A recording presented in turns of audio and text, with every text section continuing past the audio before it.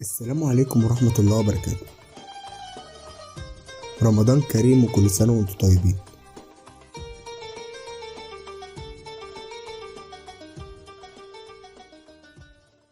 حلقة النهاردة هقول لكم أعلى 10 أجور للفنانين في رمضان. ده حال مصلحة الضرايب بعد الفيديو. ايوه السلام عليكم. ايه ده المجتمع ده ما شاء الله ما شاء الله. فالكم كريست والله فالكم كريست. اهلا. تكلفة المسلسل الواحد بتتراوح من بين 30 ل 40 مليون جنيه مصري، يعني تقريبا مليار و200 مليون جنيه مصري للموسم بالكامل، وهو رقم كبير أوي بمقارنة بالسنين اللي فاتت.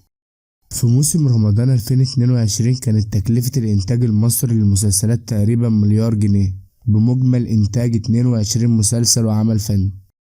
في الموسم ده بقى لرمضان 2023 تكلفة الإنتاج المصري للمسلسلات تقريبا مليار ونص بمجمل إنتاج 32 مسلسل وعمل فني. يا نهار اسود يا نهار اسود.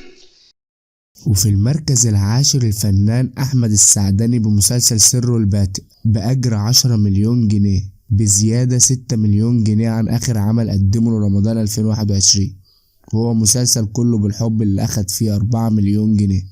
احنا داخلين على عز وفلوس جاية وحياة تانية خالص.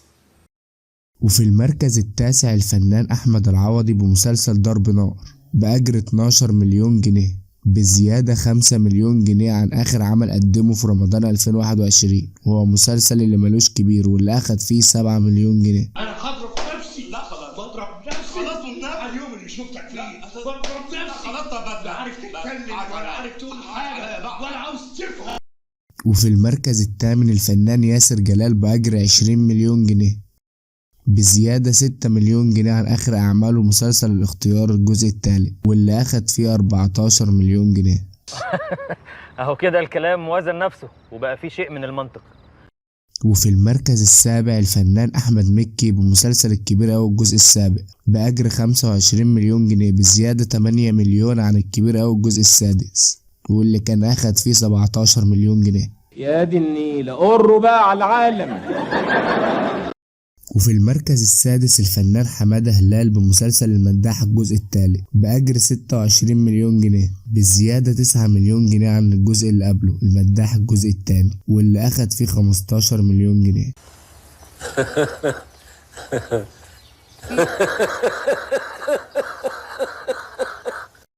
في المركز الخامس الفنان عمرو سعد بمسلسل الأجهار بأجر 27 مليون جنيه زيادة 2 مليون جنيه عن مسلسل توبة اللي قدمه في رمضان 2022 واللي أخد فيه 25 مليون جنيه.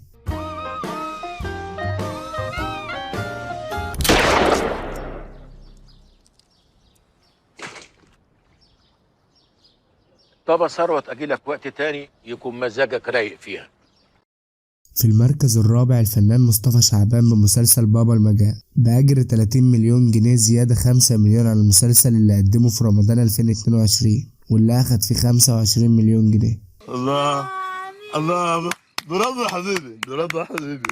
وفي المركز الثالث الفنان أمير كرارة بمسلسل سوق الكانتو بأجر 33 مليون جنيه زيادة 5 مليون جنيه عن آخر عمل ليه في رمضان 2022 بمسلسل العائدون واللي أخد فيه 25 مليون جنيه.